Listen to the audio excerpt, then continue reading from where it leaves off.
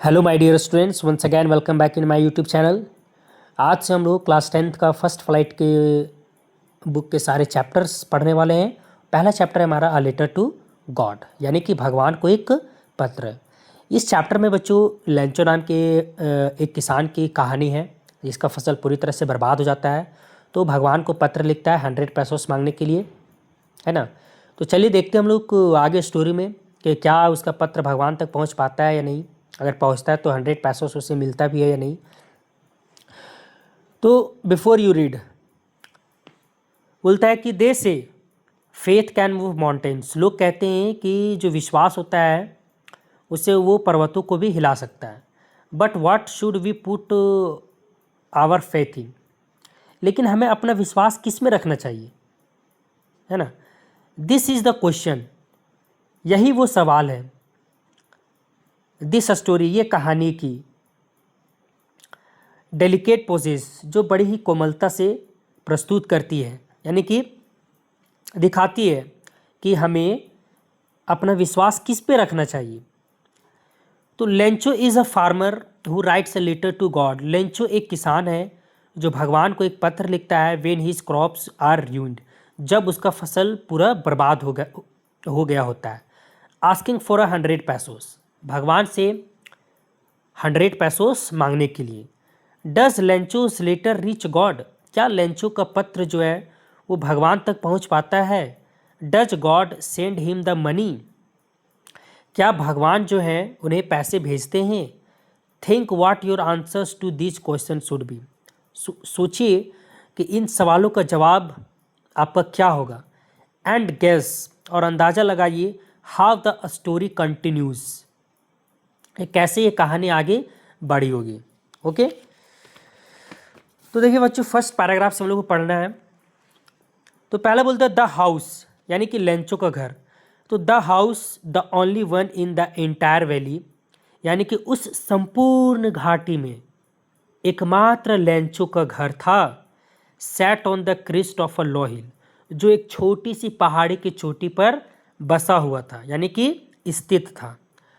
From this height, इस ऊंचाई पर से one could see the river and the field of ripe corn, यानी कि बच्चों इस ऊंचाई पर से कोई भी नदी को और पके हुए मक्के को खेतों को देख सकता था।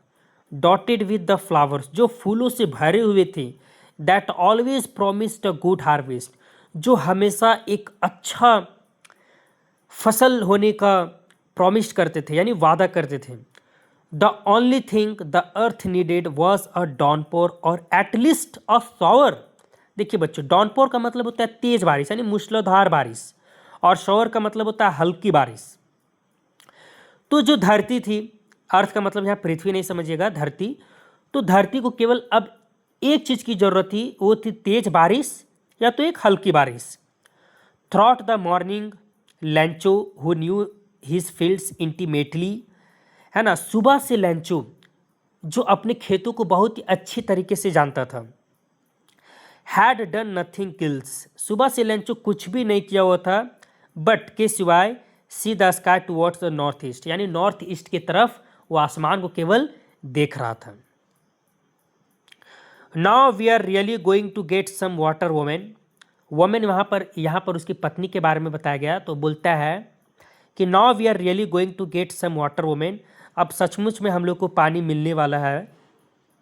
वोमेन, द वोमेन वो हु वॉज प्रिपेयरिंग सपर, वो जो महिला थी वो रात का खाना बना रही थी, यानी सपर का मतलब होता है बच्चों रात का खाना। तो वो रात का खाना बना रही थी। रिप्लाइड यस गॉड विलिंग, वो जवाब देती कि हाँ भगवान ने चाहा, भगवान की कृपा हुई तो हम लोग को बारिश जरूर मिलेगी। The older boys where working in the field, जो बड़े लड़के थे वो खेत में काम कर रहे थे।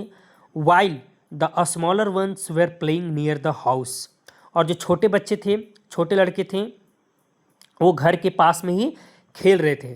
Until the woman called to them all come for dinner, जब तक कि वो महिला उन लड़कों को, उन बच्चों को खाने के लिए ना बुला लेती है।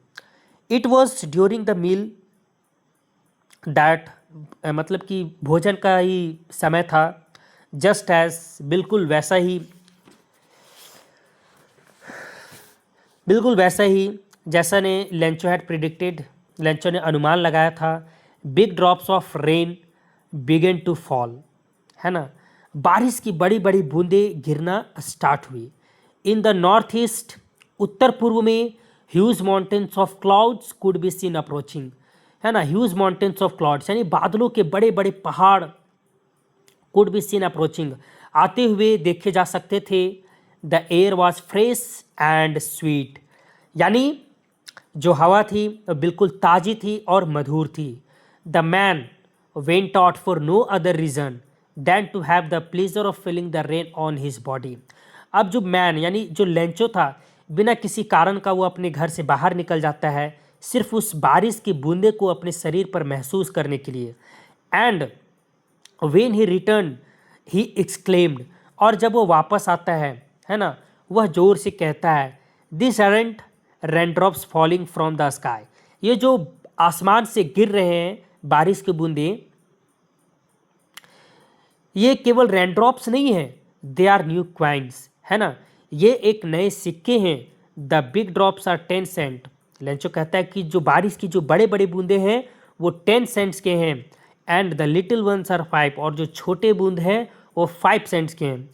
With a satisfied expression he regarded the field of ripe corn with its flowers, बहुत ही संतुष्ट भाव से, सेटिस्फाइड एक्सप्रेशन का मतलब होता है बच्चों संतुष्ट भाव से, ही रिगार्डेड का मतलब होता है देखा, कि बहुत ही संतुष्ट भाव से वह खेतों को, पके हुए मक्के खेतों को देखा, है ना, draped in a curtain of rain, जो बिल्कुल बारिश की चादर से ढक चुकी थी। बट सडनली, लेकिन अचानक से, a strong wind began to blow, एक तेज हवा मतलब कि बहने लगी।